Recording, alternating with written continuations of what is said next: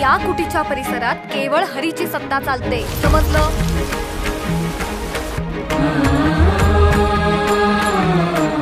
ज्ञानेश्वर विजयते.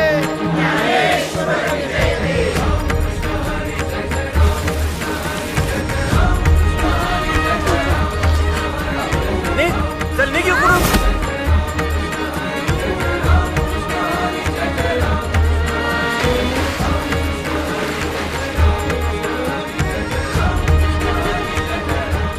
ज्ञानादादा, ही मातीची भिंत येईल का रे आपल्या बरोबर?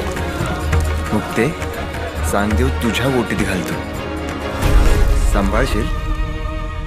अगं रडतेस काय? ज्ञानादादा म्हणालाय रडायचं नाही.